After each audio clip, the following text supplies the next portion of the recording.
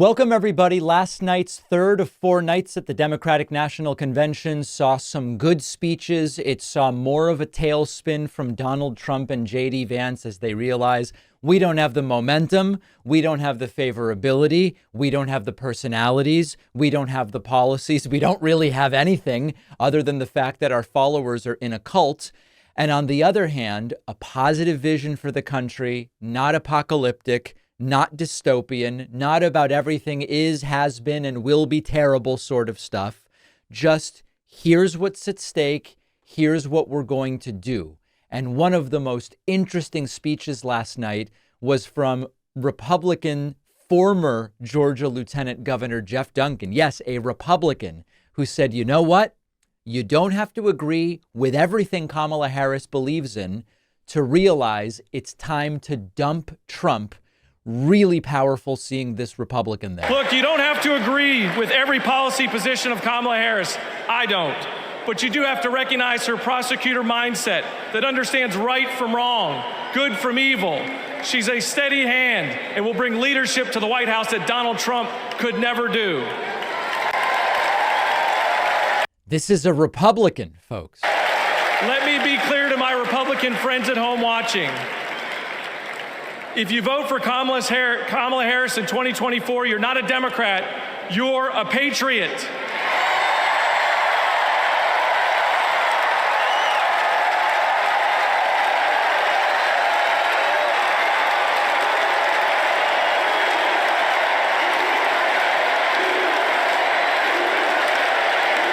Very, very powerful stuff. As I've said, there are folks who need a sort of license of sorts to say, I'm not going to vote Trump. I'm just going to vote for what I kind of know is right deep down. And that's why when Ana Navarro, former Republican, a Latino woman, said they abandoned us, this isn't right, Kamala's not a communist, we've got to do the right thing. Right-wing Latino voters hopefully hear that and go, she's doing it and I can do it too. I suspected it was the right thing to do and now she's telling me it is. And similarly, when Jeff Duncan says the same thing, it doesn't make you a Democrat to choose Kamala Harris over Donald Trump. It just makes you a patriot because it's what's good for the country rather than what's good for your party. Cory Booker spoke about Project 2025, and he had some good lines about it. If Donald Trump has his way, he's going to push through their extreme agenda. Project 1825. I'm sorry. I rolled that back. I got that wrong. Project 1925. Oh, I'm sorry. Project 2025. That poisonous agenda where every single state will be in a state of crisis. Remember that we have been talking about Project 2025 a long time. It's gone mainstream and people now know about it. Another notable moment from day 3, Michigan Attorney General Dana Nessel with a message for Republicans and for the Supreme Court. Check this out. By the way, I got a message for the Republicans and the justices of the United States Supreme Court. You can pry this wedding band from my cold, dead, gay hand.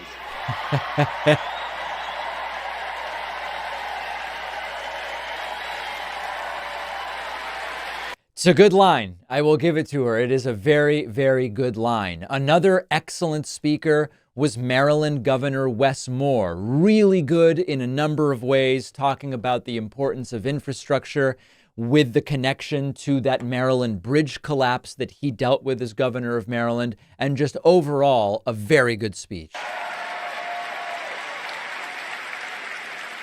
Now, I joined the Army when I was 17. In fact, I was too young to sign the paperwork. I had to ask my mom to sign the paperwork for me because I don't have bone spurs.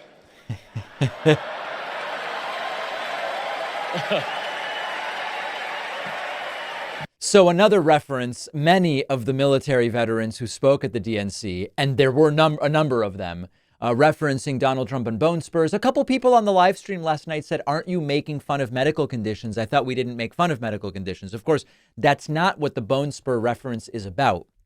The bone spur reference is about the fact that I don't know that any of us believe that Donald Trump really had any condition that prevented him from serving, other than having been born with a silver spoon in his mouth and not wanting to do it, and being able to get a note saying whatever the hell he wants from any doctor in New York City. That's really the criticism. It's not about, oh, we laugh at bone spurs. Minority Leader in the House, Hakeem Jeffries, spoke, and he analogized Donald Trump to an old boyfriend who just won't leave you the hell alone. Which brings me to you-know-who. Donald Trump is like an old boyfriend who you broke up with, but he just won't go away. He has spent the last 4 years spinning the block, trying to get back into a relationship with the American people. Bro, we broke up with you for a reason. So Hakeem Jeffries, a good speech, some better parts, some okay parts, but overall very good. Extremely high expectations and anticipation for former President Bill Clinton's speech. Hilariously, during the live stream, I mentioned to the audience, Bill Clinton was president 32 years ago. He became president 32 years ago. He's still younger today than Donald Trump is. And very funny that Bill Clinton included that exact same line in his speech. 2 days ago, I turned 78, the oldest man in my family of 4 generations. And the only personal vanity I want to assert is I'm still younger than Donald Trump.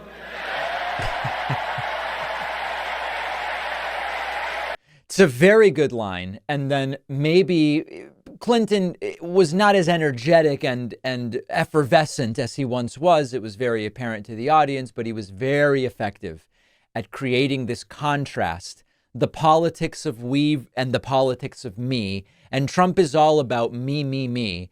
And when Bill Clinton addressed that during his speech, he referenced crowd size, and he really wrapped it all up together in a way that I thought was very effective. Look, what does her opponent do with his voice? He mostly talks about himself, right? So the next time you hear him, don't count the lies. Count the eyes.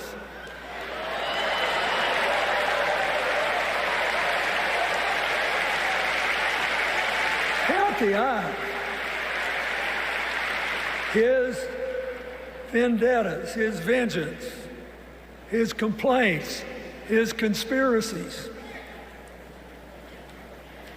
He's like one of those tenors opening up before he walks out on stage, like I did, trying to get his lungs open by singing me, me, me, me, me, me.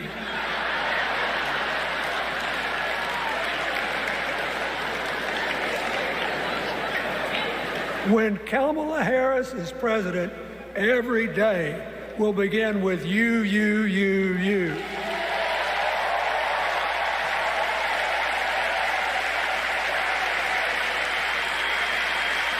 So, we got to ask ourselves the questions if we're going to hire a president. Do you want to build a strong economy from the bottom up and the middle out? Or do you want to spend the next 4 years talking about crowd size? The very clear point that Bill Clinton made, and whether he's effervescent or not, he got the point across. Trump's entire routine, and it is like a routine at this point. It's ratings based. It's what sort of marks did I get? It's a tired routine that we are all completely sick of and increasingly disgusted by. Another great speaker was Pete Buttigieg, former guest on this show and Secretary of Transportation, and he had a very direct counter to J.D. Vance's claim that if you have no biological children, you lack a commitment to the future of the country. He rejected that notion. And don't even get me started on his new running mate.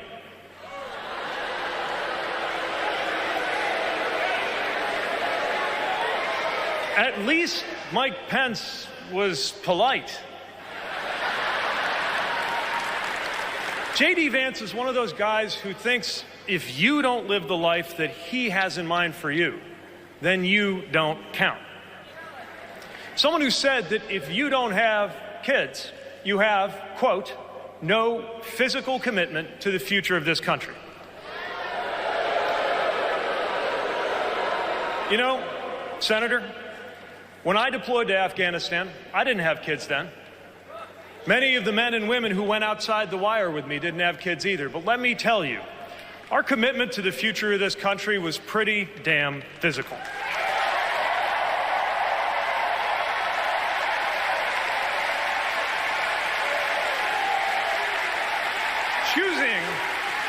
Choosing a guy like J.D. Vance to be America's next vice president sends a message.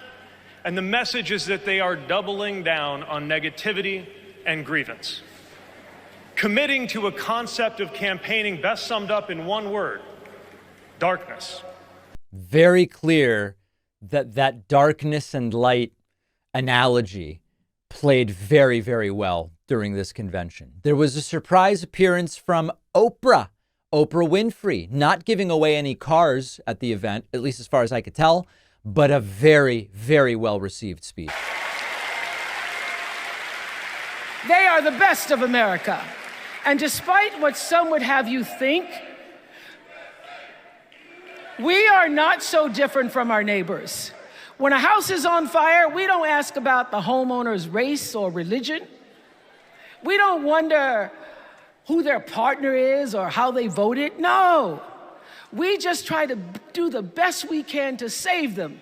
And if the place happens to belong to a childless cat lady,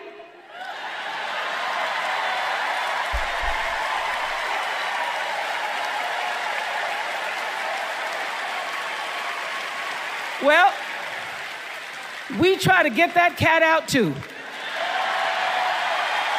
Oprah actually very, very good at this and sparking these "we are not going back" chants, and the crowd was just into it. And let us choose inclusion over retribution. Let us choose common sense over nonsense.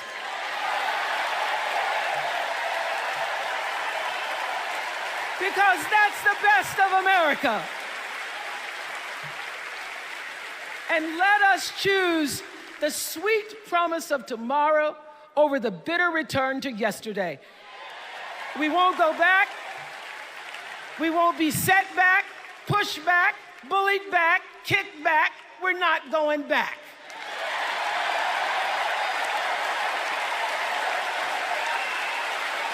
And then finally, before we get to the Tim Walz acceptance speech for his nomination, Josh Shapiro, governor of Pennsylvania, extraordinarily solid, a guy I would be very curious about as a future president of the United States. Kamala Harris, well, she has spent her entire career making progress.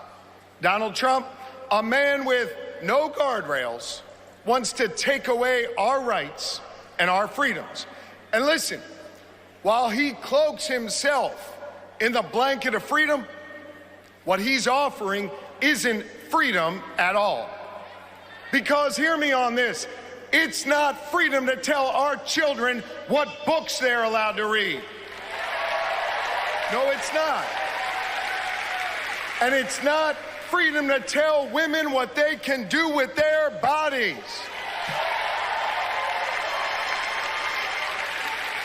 And hear me on this, it sure as hell isn't freedom to say you can go vote, but he gets to pick the winner.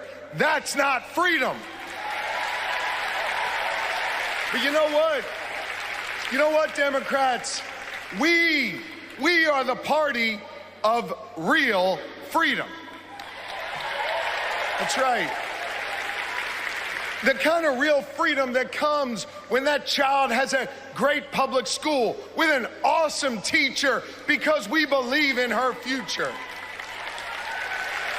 Real freedom that comes when we invest in the police and in the community so that child can walk to and from school and get home safely to her mama.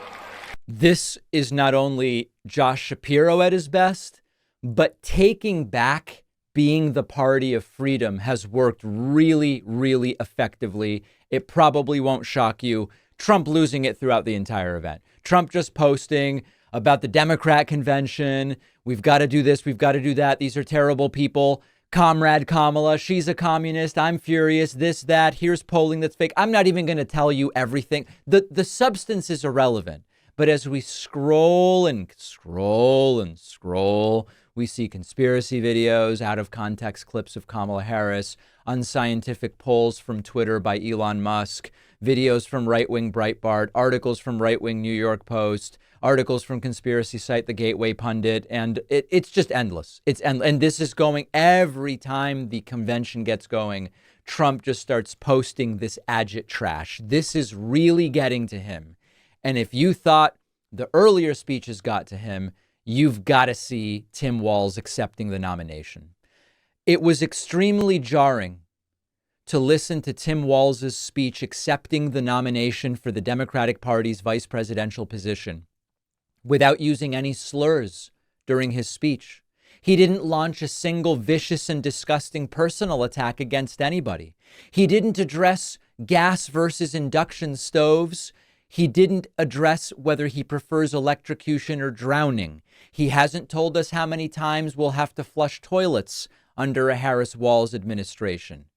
It was jarring because that's what we've come to expect from Donald Trump. Here is Tim Walz accepting the nomination. It's the honor of my life to accept your nomination for Vice President of the United States.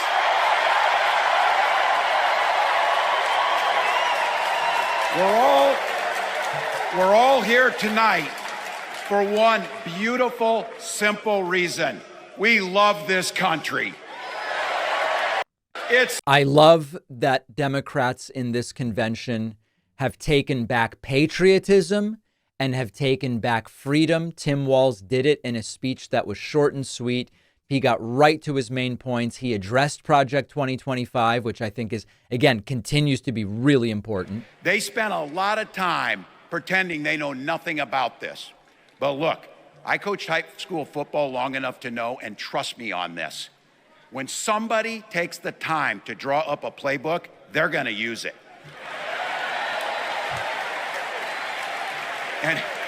And we know if these guys get back in the White House, they'll start jacking up the costs on the middle class.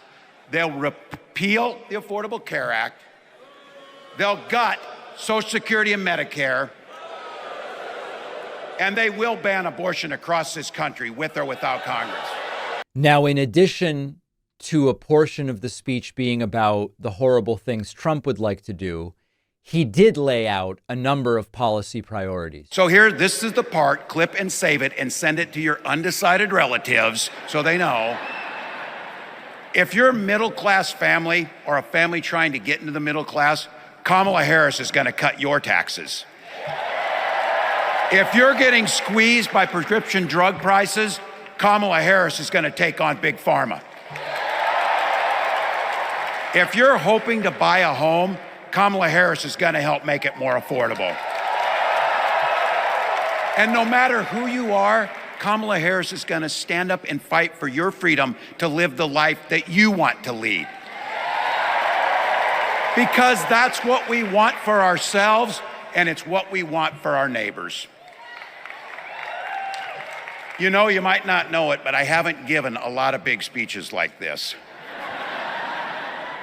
But I have given a lot of pep talks. So let me finish with this, team. So then he goes sort of into a wrap up. And again, just a tight speech, well written, and the crowd really reacting very positively to the wrap up. Look, we got 76 days. That's nothing. There'll be time to sleep when you're dead. We're going to leave it on the field. That's how we'll keep moving forward. That's how we'll turn the page on Donald Trump. That's how we'll build a country where workers come first. Healthcare and housing are human rights. And the government stays the hell out of your bedroom.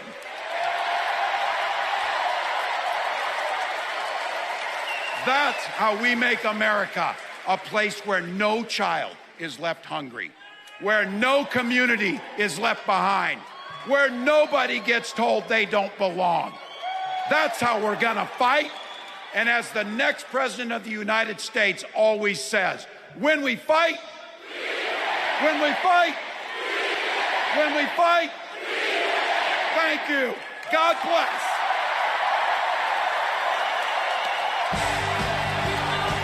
So there is Tim Walz, and then now we have down to the final day, night 4 of 4 tonight.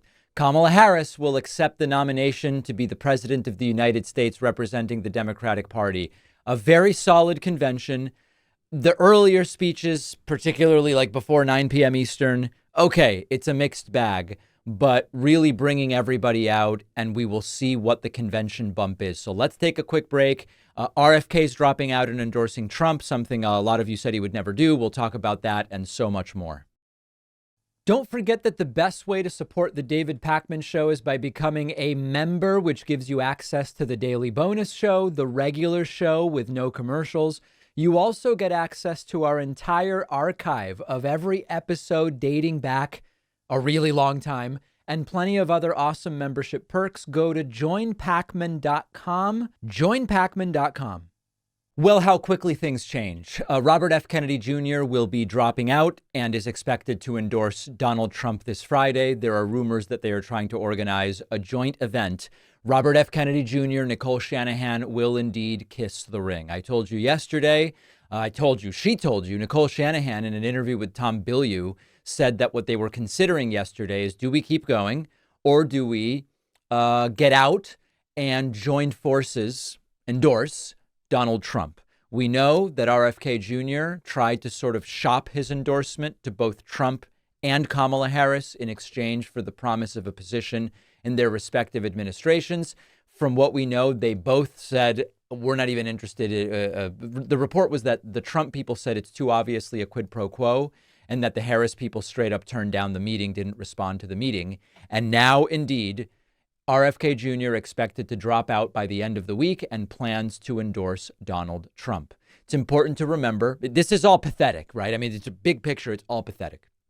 Initially ran as a Democrat to inject chaos into the Democratic primary. He attracted a bunch of money from Republicans because Republicans said, oh, he's running as a Democrat. He'll hurt Joe Biden. Let's do it. That completely ran out of steam. So then he said, I'm actually going to be running as an independent. Initially, he probably still was bad for then presumed candidate Biden. But over time, more Democrats became wise to the whole thing, and Democrats mostly bailed. And Robert F. Kennedy Jr. at this point is statistically more of a hindrance to Trump. In other words, he takes significantly more from Trump than he does from Harris. Well, now he drops out to endorse Donald Trump, and that will hurt Kamala Harris. I'll tell you in a moment to what degree. But we just have to be honest. You know, a bunch of people I know got bamboozled by Tulsi back in 2020. Many of them realized it. They wrote to me. They said, David, you were right. It was a total scam. The very same thing is going on here. The entire RFK candidacy has been one of the more painfully stupid political storylines than anyone ever fell for. It is only a negative reflection on the population of this country. And then we have to also consider what's going on behind the scenes. There is reporting that Tucker Carlson and Donald Trump Jr. have been lobbying RFK to drop out and endorse Trump because they correctly recognize this guy hurts Donald Trump. The NBC News report says a group of Trump allies has been working behind the scenes since before the Republican convention to broker a deal between Kennedy and Trump. And then the question that many of you have been asking me is, isn't this very bad for Kamala Harris? So we just have to be honest. This helps Trump. This helps Trump, but maybe not by that much. First of all, not everybody who is into RFK is going to hear him say, I endorse Trump and go and vote for Trump. Not everybody's going to. And so if you let's take an example state, Michigan right now. If you look at Michigan right now, Kamala Harris is leading by 2.4 and Kennedy's polling 5.9. So if you just say to yourself, well, heck, if Kennedy's 5.9 goes to Trump, that puts Trump 4 points ahead of Kamala Harris or wherever it ends up, 3.5 points ahead.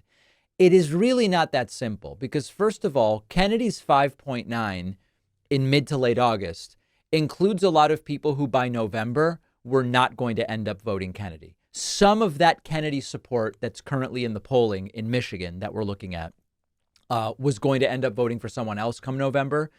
And also some of them were going to stay home. Second, imagine that the outcome of that 5.9 is that 4.5 were really going to vote Kennedy.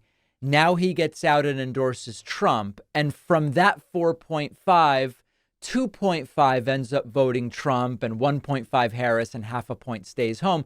It helps Trump. But the point is, it might be 1.5 that it ends up helping her. So the takeaway here is not, we don't have to worry about this. This does hurt Kamala Harris. It only matters in the critical and close battleground states. And there are still 10 weeks or so during which the case can be made to some of those Kennedy supporters. It's a very bad idea to go out and support Donald Trump. So we'll take it for what it is. We will cover the announcement. We'll cover the endorsement. But let's not get ahead of our skis in assuming that this is devastating to Kamala Harris. Mike Pillow, Mike Lindell, or also sometimes known just as Pillow. We're talking about the founder and CEO of MyPillow. He went in a disguise to the Democratic National Convention, and he got into arguments with children. And I'm talking about a 12-year-old kid, okay? Mike Lindell shaved his mustache, put on sunglasses and a hat. He really looked kind of like Walter White, but it doesn't seem as though the disguise was fooling anybody.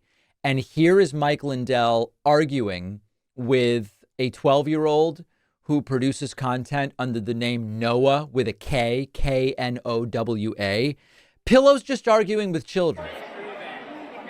That's in your state. You want to know more in your state? So they just found 257,000 votes. This happened last week. A judge ruled in Georgia that are... Pillow, just so people understand the visual, Pillow is hunched over, getting really close to Noah. This is a kid, pointing at him, increasingly agitated. What is this guy doing? Missing from the 2020 election. This just came out. You're behind. You should. So your source is Trust Me, bro? That's your source? The source. It's in your papers in Georgia. You need to read your news. You haven't given me any last name. You need to read your news. No, this is your Georgia news. This is your Georgia. Thanks, buddy. All right. So Mike Pillow there, disoriented and looking sort of like a cross between Walter White and professional chess player, a poker player, Phil Hellmuth, arguing with children. Our friend Adam Mockler got a quick little interview with Noah after this incident. I'm okay. He provided no facts, no sources. He refused to give me the last name. He said for privacy, but elected officials provide their last names if they want the votes. So I'm confused as to why his source was Trust Me, bro. Mike Lindell just got rolled by a 12-year-old. This is really happening. And then finally, as further proof that Pillow's disguise was not working well, here is Adam Mockler immediately finding him and going up to him and asking him the same question a bunch of times. Why did Donald Trump need a new vice president? What happened? What do you mean? Why did Donald Trump need to pick a new vice president? Oh, they're saying, why is Mike Pence not on the ticket? Why did Donald Trump need to pick a new vice president? Why do you have J.D. Vance instead of Mike Pence? Why did Donald Trump send out a tweet saying Mike Pence didn't do what needed to be done, and then violence accelerated at that very moment on January 6th? Really? Wow, is that a question? Yeah. Why did Donald Trump need to pick a new VP? Do you realize how important January 7th and 8th are? Are you going to answer the question? What's the question again? Why did Donald Trump need a new vice president? Why do you like the borders being open? The borders aren't open. They're wide open. Langford introduced the bill. Killed by the fentanyl. Langford introduced the bill, and Donald Trump shot it down. Who do you work for? Midas Touch. Know the name. You guys have been brainwashed. brainwashed. Oh, Midas touch. Yeah. These are the Midas touch guys. Why did Donald Trump need a new VP? Hey, if you're going to show up at our convention, Isn't it great that you have Elon Musk now instead of Jack Dorsey, corrupt Jack Dorsey? It's funny that they say Midas Touch is a Twitter account. It's like, well, they have a Twitter account. Yes, that's true. You are a Twitter account. I don't know. So Mike Pillow's disguise not working particularly well. And I don't know what kind of research he was hoping to do undercover, but committed enough to it that he did shave that mustache. And these guys are weird. These guys are weird, that's for sure. Nice job there by Adam Mockler. Let's take a quick break. Make sure you're subscribed to the YouTube channel, youtube.com/The David Pakman Show. We have breached the 1,000 pre-order milestone for my forthcoming book, The Echo Machine. With total humility, I invite you to pre-order the hardcover book, the ebook, or the audiobook. You can find it all at davidpakman.com/echo or on any platform that sells books, ebooks, or audiobooks. Let's go for 2,000 orders. We'll take a quick break and then the show will continue. If you value what we do at The David Pakman Show, remember to support us on Patreon. Go to patreon.com/David Pakman Show, where you can get access to behind-the-scenes videos, the daily bonus show, the commercial-free daily show. You can support the show for as little as $2 a month. Check it out at patreon.com/David Pakman Show. Today, we welcome to the program Mark Elias, a voting rights attorney and the founder of Democracy Docket, the leading digital news platform dedicated to information, analysis, and opinion about voting rights and elections in the courts. You know, it's such a great time to talk to you, Mark, and also possibly a scary time, because we often end up sort of being behind when it comes to ensuring that an election is going to happen the way that it should and that the will of the voters is going to be represented in the results. When I talk to people about what would we expect in 2024, given what Republicans tried in 2020, I hear two ideas. One idea is they tried but failed in 2020. We now know what to expect. We have some safeguards. It won't be Mike Pence, but it will be Kamala Harris, at least as far as tallying the electoral votes. You know, it's sort of a more optimistic view. On the other hand, we get, no.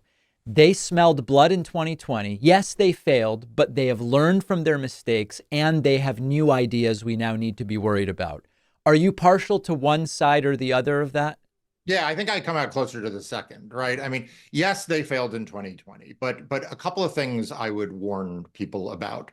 The first is they have upgraded their legal talent. Like, you know, we're litigating, my law firm and I are litigating in 6 or more cases around the country. And over the course of the last few years have litigated hundreds of cases. And we're not running into the Jenna Ellis's and the Rudy Giuliani's, right? This is not the Kraken crazy lawsuits of Sidney Powell. They have upgraded their lawyers and they have used this time to try to develop new legal theories. Now, those theories, to be clear, are not gaining much purchase. They are still losing, but they have learned something from their mistakes about how to approach both voter suppression and election subversion. The second thing is that Donald Trump has, and this has been a hallmark of his candidacy and his career.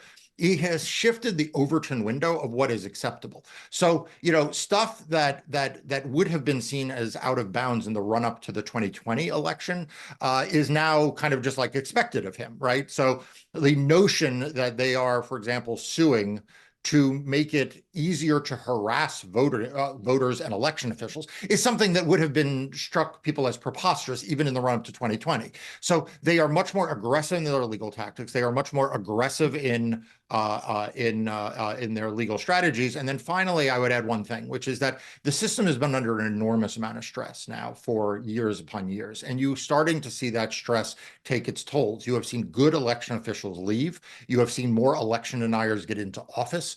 And so the internal workings of the election administration process is also starting to show signs of stress.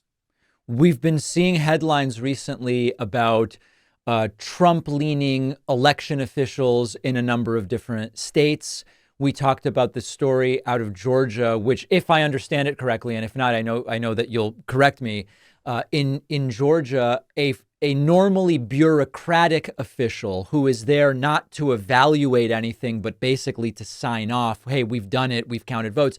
They now have some potentially discretionary power to say, I don't like what I'm seeing here to some degree. Explain that to us. Yeah, so I think that, apropos of your first question, this is probably the clearest example of where they have evolved over time in their tactics. So in 2020, there was in one state, in Michigan, where the Republicans tried to get the county canvassing board from Wayne County, which is Detroit, to refuse to sign the certification documents. Now, that's a ministerial act. What do I mean by that? There's no discretion in whether they sign these documents. It is a formality. It's part of the pageantry of democracy that, after elections, you get these canvassing boards that come in and sign off on the paperwork, right? And Donald Trump and Ronna McDaniel actually called the local county officials responsible for this certification and tried to get them to refuse to certify. That failed. Okay. And we then saw them try at the state level, and that failed. And then obviously at Congress. Well, so what have they now done in the run up to 2024? They have tried to replace who are on these state canvassing boards with election deniers who will refuse to certify even when they don't have discretion. And in Georgia, they are trying to change the rules so that those election officials actually have more discretion and make this less ministerial. So they are both changing the personnel, they're changing the identity of the scoreboard operators, and also trying to give those people more power. And that is what we're seeing in Georgia. But it's not just in Georgia. In 2022, we saw Cochise County, Arizona, try to refuse to certify the election results. My law firm and I brought litigation and prevented that from happening. We saw it in Pennsylvania and elsewhere. And I expect that is the kind of thing that shows the evolution of the Trump election denier movement. I mean, I don't know exactly how to ask this, but as someone who's been following that evolution, how worried should we be, and how much of this can we prevent in advance with some kind of strategy versus how much of it is by nature just reacting to whatever they try? So look, you can always be prepared for everything you can be prepared for, but you can never know what you aren't prepared for, if that makes sense. Or as Donald Rumsfeld once said, there are the known unknowns and the unknown unknowns, right? So look, I mean, I think voters should have confidence that there are good election officials, there are lawyers, there are nonprofits, there are political campaigns that are focused on these issues and will ensure that every lawful vote counts and that they are eventually certified. But that doesn't mean that you can prepare for every new tactic. I mean, that the other side is going to come up for. So I want people to be attentive. I want people to be prepared, but I don't want people to be defeatist, because Donald Trump wins when the cynics win. He wants people to lose hope. And if there's one thing that Kamala Harris has reinvigorated in the Democratic Party is a sense of joy and hopefulness. Speaking of Kamala Harris, as I mentioned, it will be Kamala Harris, not Mike Pence, counting the Electoral College votes in January. How relevant and important is that big picture to the strategy that they may try to apply? Look, I mean, so to be clear, she doesn't count them. She oversees the counting. Oversees, fair, yeah. Right. And Congress passed something, a new law, the Electoral Count Reform Act, that clarified the limited role of the vice president and made some other changes that make it harder for things to go wrong in Congress. I think that it is obviously better that you have Kamala Harris rather than Mike Pence. I think it is better if we have Speaker Jeffries than if we have Speaker Johnson, and so forth. But I think that the place that people ought to be focusing their attention, and this was my opinion, frankly, in 2020 as well, is at these local levels, right? It is hard for the process to get derailed after the electors have been selected and they voted in the Electoral College. I won't say it's impossible, but it is hard. It is much easier if you are the Republicans trying to be disruptive to do the kinds of things like you see them trying in Georgia, to do the kinds of things like I mentioned they did in Arizona in 2020 at the local county level, because it's just there's so many more counties, right? And you can be more disruptive at that local level. So I'm glad Congress passed the Electoral Count Reform Act, and I am confident that we will have accurate certification in Congress, and I'm confident we'll have it at the state and local level. But I think that the fact that we have a Democratic Secretary of State in Nevada, in Arizona, in Michigan, in Pennsylvania are much more significant than what's going to go on in the halls of Congress. So I'm hearing you say you have a level of confidence. I've also, it was either read or maybe it was a transcript of an interview or something you wrote, where you are predicting that there will be some attempted refusals, at least at the local level. Explain why you both expect the refusals to be attempted, but in a general sense are confident.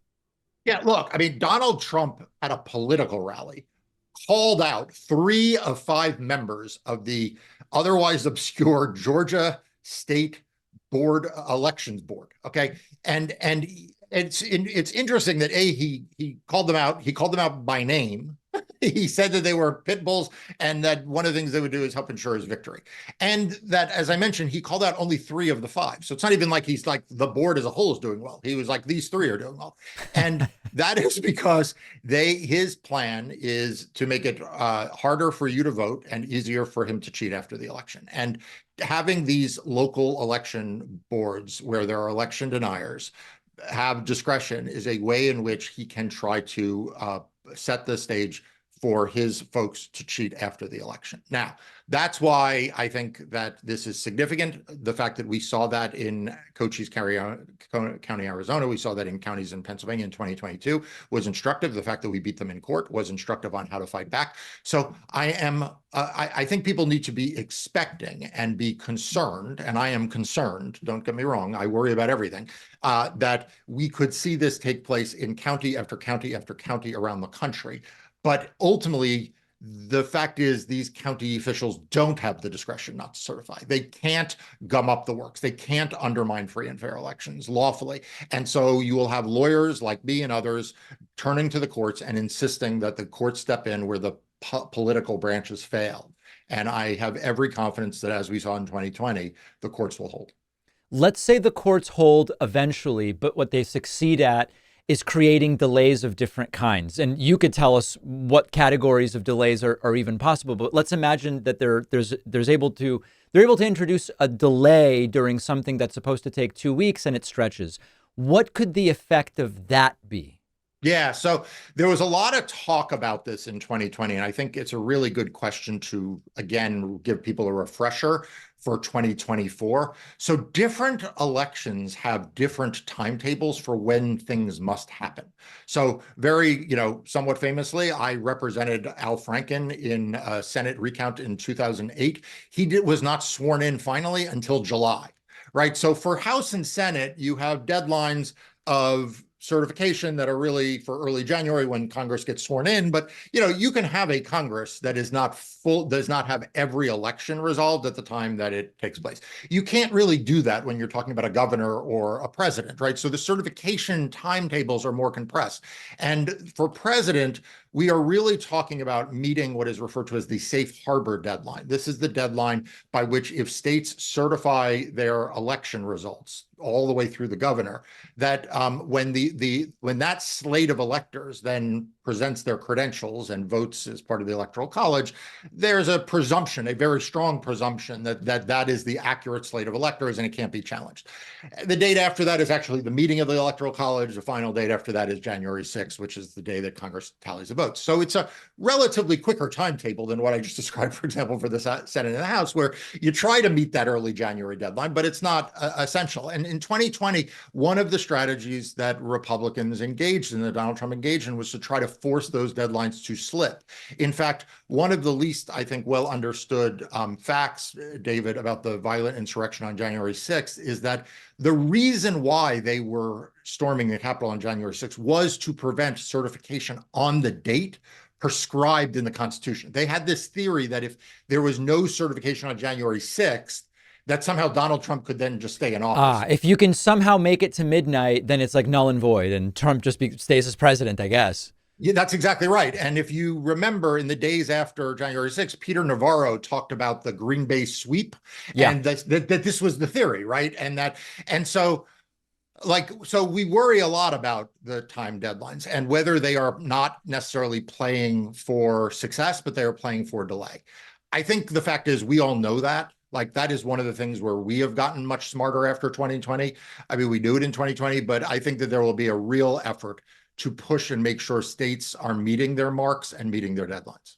You know, I hate to see everything in a partisan lens, but speaking for myself, if Donald Trump really wins this thing, I want him to be the president. I don't want to end up not having Trump through this sort of subterfuge and manipulation. It would be devastating in terms of my opinion of what's happening in the United States as far as the electorate, what people's values and priorities are. But like, if Trump wins this thing, then wow, we've really got to look at ourselves rather than at delays or, you know, ministerial perversions the way you're talking about. It Look, seems let me, as yeah, go ahead. No, I was going to say, let me react to that. You know, I sat with Hillary Clinton on election night in 2016. And there was nothing that I wanted more than to say there is a legal way for this election to not turn out the way it is. Right. And ultimately, you know, she made the correct decision, the hard decision. Believe me, it was a hard decision to accept the results, even though she had won the popular vote, even though people were calling for us to seek recounts and contests and all of that. In 2004, I was a general counsel to John Kerry when we lost the presidency, and what was a devastating loss for the country if you look back.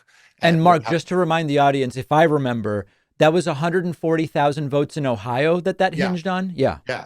And once again, we made the hard decision that there just wasn't a way to contest the outcome of Ohio and flip the election. So I have told candidates that this was a close election, but it is not an election that can be, that is close enough for there to be a recount or an election contest and the like.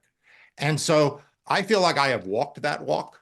I've also been involved in very close elections where they have gone to recounts and the results have been, have changed. And most often they don't, but sometimes they do. But you're talking about elections that are decided by hundreds of votes, you know, not tens of thousands or hundreds of thousands of votes. Right. And I think that is where, you know, what Donald Trump did in 2020 really did a disservice for the country. In the sense that it has reframed sort of the entire conversation around the concept of opinion as to who won rather than fact? Yeah, exactly. I mean, look, the fact is that Donald Trump didn't lose a single state by, you know, a very, very narrow margin.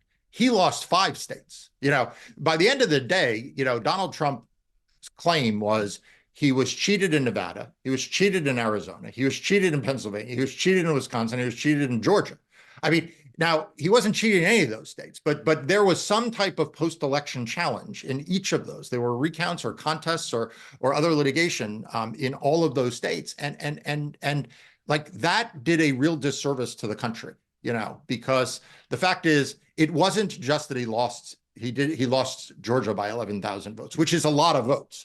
It is that he lost Michigan by, you know, tens of thousands. He lost Pennsylvania by tens of thousands. He lost Wisconsin by tens of thousands. And he created, though, in among Republicans, this sense that even when you lose 7 million votes in the popular vote, even when you lose by multiple states, you can still somehow just throw, you know, and then you lose 60 plus lawsuits, you can still say somehow you're aggrieved. And that is really unhealthy for democracy. Before I get to my final question, one kind of just wacky thing I wanted to get your reaction to. Some of the stranger things I heard in the aftermath of 2020 were the ones that stand out were that some of the Arizona ballots had a particular type of bamboo fiber that is not native to Arizona. And that might be indicative of fill in the blanks, what kind of foul play, might be a bamboo that grows in China, et cetera. In Pennsylvania, something about the number of sandwiches that were delivered to election workers did not seem commensurate with the number of election workers. Therefore, maybe there were ballots either being brought in or taken out, different versions of these sort of stories. When you hear that sort of stuff, that's not even in the ballpark of the things that could ever even really help them, right? Like, that's just the wacky stuff. That's not the techniques you look at and try to prevent. That's right. I mean, and that's why I started by, when you asked me where am I on the spectrum, like the kinds of claims that they were making after 2020 were just ridiculous. I mean, all of the stuff about the dead Venezuelan dictator somehow having rigged the machines, crazy. Remember, we referred to, not we, the other side referred to a series of their cases filed in Georgia and Michigan and elsewhere as the Kraken cases. Kraken is a mythological sea creature. I mean, the stuff we got from the other side, you mentioned the bamboo fibers in Arizona. That was not true. They also had a theory about Sharpie pens. There was a whole thing called Sharpie Gate. They filed 3 lawsuits over alleged the use of Sharpie pens. There were no Sharpie pens. I mean, it was all crazy stuff. What I want folks to understand is that they have upgraded their legal theories. They are still not meritorious, but they are more traditional voter suppression theories. They are based on lies, but they are not the kinds of crazy lies that we saw peddled in 2020. So we're all going to be, busy making sure that democracy is protected. Unfortunately, the other side is going to be trying to, mislead people and spread disinformation and misinformation.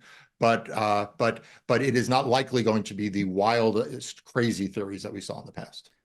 So last thing, very often after listening to 20 minutes of this sort of thing, people end up depressed and overwhelmed, but then they go back to, if we win by so much that this stuff isn't even plausible, that's the best insurance against any of these techniques. Is that true? Is it true that if this is a landslide victory for Kamala Harris, everything that they would try to do becomes even more difficult?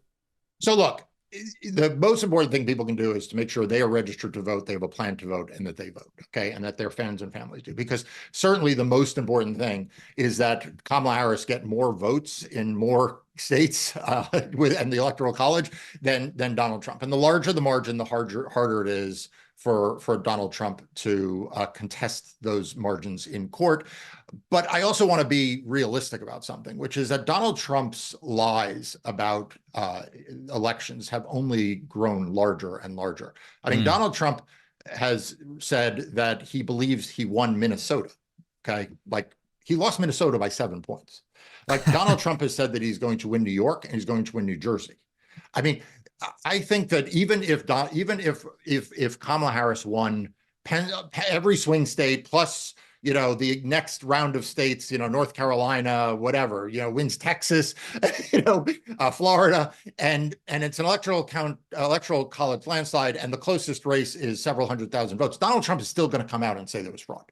So we need to just bake into the cake that Donald Trump is never going to accept that he lost an election. He is always going to falsely claim fraud, and his supporters will unfortunately support him. And we cannot assume that the establishment Republican Party, such as it is, will do the right thing. I mean, the fact is they haven't done the right thing in years around these election denier lies. And so that's going to be the state of play.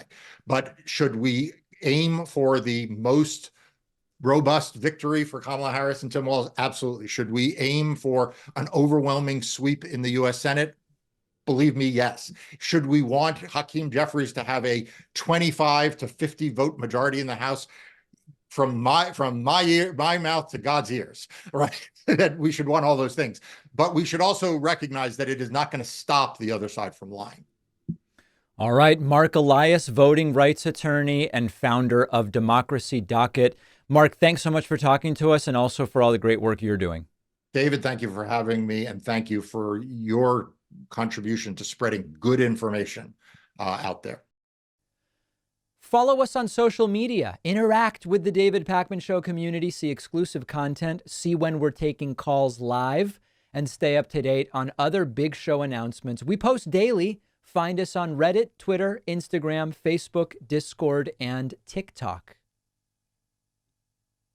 As a contrast to what we saw at the Democratic National Convention last night, Donald Trump held an event in Asheboro, North Carolina. He was visibly disoriented. He now hides in a glass box that's bulletproof, and the audience was silent during much of this event. You know, the big picture about these Trump events lately, the big picture is the crowds are diminished. The people that go sometimes fall asleep. They sometimes sit there silently. They often leave early. And there is something missing now. It's either the material is stale, or people are getting bored, or Trump's getting bored. This is Trump's first outdoor event since the shooting. You can see that Trump now goes into a sort of bulletproof glass box for the speeches. Check this out.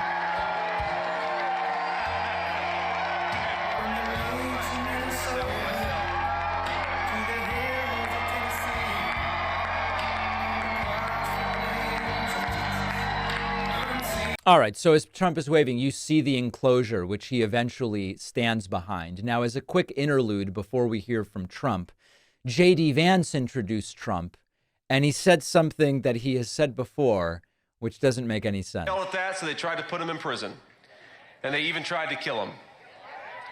But as sure... Do you hear that? They tried to kill him. I thought that Republicans didn't like they to refer to one person. One Republican tried to kill Trump, and he continues to do this extraordinarily dishonest thing where he suggests that the forces that investigated Trump and the forces that impeached Trump, who are different, by the way, in and of themselves, are somehow tied in with the they who tried to kill Trump, when it was one Republican with a gun.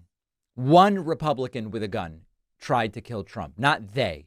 Trump does a sort of informal survey of the audience, asking whether they want him to start personally attacking Barack Hussein Obama. It could have been Barack Hussein Obama, perhaps we should ask him. No, he was very nasty last night. I try and be nice to people, you know? Trump does not try to be nice to people. Trump is known for personal attack politics. But it's a little tough when they get personal. Please, again, remember, please, sir, don't get personal. Talk about policy. Let me ask you about that. We're going to do a free poll. Here are the two questions. Should I get personal? Should I not get personal? Ready? Should I get personal? Should I not get personal? I don't know. My advisors are fired. No, we'd rather keep it on policy, but sometimes it's hard when you're attacked from all ends. I mean, they want to put you in jail for nothing. Right. If it weren't for the fact that they attacked Trump and want to put him in jail, none of which was true in 2015 when he started the politics of personal attacks, he would never go there. Very believable explanation. It's because of what they're doing to him. Trump very clearly setting the stage for another coup attempt. He's starting to now say they are going to cheat, period.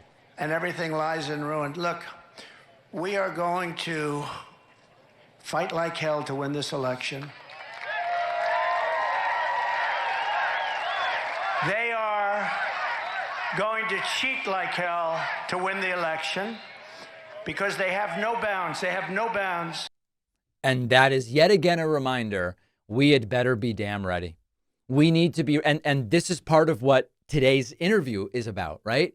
We need to be ready. We need to anticipate every strategy that they are going to attempt because Trump's making it clear. They're going to try to steal it again. Trump claims the military will be so hot when he's president, super hot, that everybody will want to join. Of spirit, pride, and prestige will soon come roaring back and reach levels never seen before. We're going to make it so hot that I'm going to want to resign and join the military. I don't know what rank I would start at. I guess I started private. I don't know. What rank would I have to start at, General? I have to start pretty low. There you go. So, of course, we know that Trump would never do anything like that. He got doctor's notes to not have to be drafted and lies all the time about how he would run in to save people in the case of a mass shooting. He would never do it, ever, ever, ever. It's ridiculous. Then we started the sort of acutely incoherent part of the rally. We've seen some of the generally incoherent part. We now go to the acutely incoherent rants. We had goggles, brand new, right out of the box. You know, they didn't fight at night because they never had goggles, right? Good fighters. They never had goggles. Now they have brand new goggles. We had Goggles. And then also another favorite topic of Trump's is ammunition. We've heard him talk about that before, too. And we had it built. We rebuilt it. We rebuilt the whole military, but it was decimated under this group of stupid people. You know, we had so much. When I came in, we had no ammunition. Did you know that? Remember? I used to talk about it. I had forgotten about that, partially because it's not true. And I said, if it's true, which it was, why would you say that? We had people on television. Well, the United States has no ammunition. You know, some things you just... They said, sir, we have no bullets, and it was because of Obama. Anyway, as is often the case now, Fox News either cuts away from the speech or tries to sane wash it by acting like it was normal. And Martha McCallum on Fox tries to rebrand the deranged rantings of a madman as a forceful rebuke. A forceful rebuke. All right, there you have it. Former President Trump in North Carolina with a forceful rebuke and challenge to Vice President Harris on the national security front. Yes, the rant about goggles really was a strong moment for Trump's rebuke. As the Trump-Vance ticket battles the narrative here at the DNC, now in day 3, Trump won. There you go. So there's a little sane washing from Martha McCallum for you. Trump's interviews getting as deranged as the rallies, and I want to briefly take a detour there.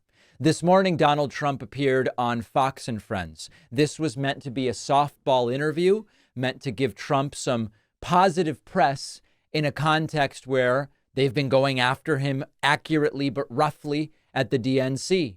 Trump sounds depressed. His voice seems almost gone. And he just seems very confused throughout the entire interview. Mr. President, when you listen to the DNC and all the speeches, they're spreading so many different lies, and we eat, breathe, and sleep this, as you do too, more than we do. Right. And you know that what they're saying is wrong, but you don't hear your take. There's no one fact-checking. And here is... Yes, just like was the case when Trump lied 100 times at the RNC and there was no one there fact-checking.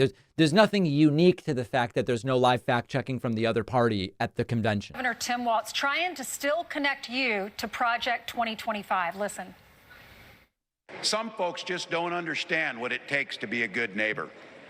Take Donald Trump and J.D. Vance. Their Project 2025 will make things much, much harder for people who are just trying to live their lives.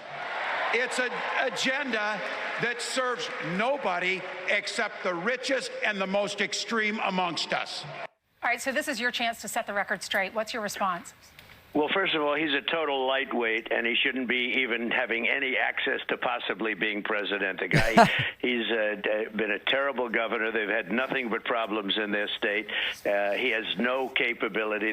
Remember that Trump has praised Tim Walz as governor many times. They call him coach. He's a semi-coach. If he coached some football for a little while, this guy is a lightweight, and he shouldn't have access. And for him to say about Project 25 is disgraceful. They know I have nothing to do with it. I had no idea what it was. A group of people got together. They drew up some conservative values, very conservative values. And in some case, perhaps they went over the line. Perhaps they didn't. I have no idea what Project... So Trump continuing to try to distance despite the inextricable overlap between Project 2025 and Trump staffers.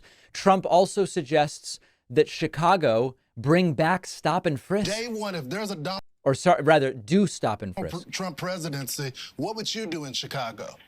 First of all, I know the people in Chicago. I know the police because I built the building there. I spent a lot of time building it. It's a great building, a really great building. And what happened is I got to know a lot of people, including the police. You have a great police force in Chicago, just like you do in New York, just like you do in Los Angeles. You have great. They're not allowed to do their jobs. You've got to let the police do their jobs, number one. Number two, you have to do a policy of stop and frisk.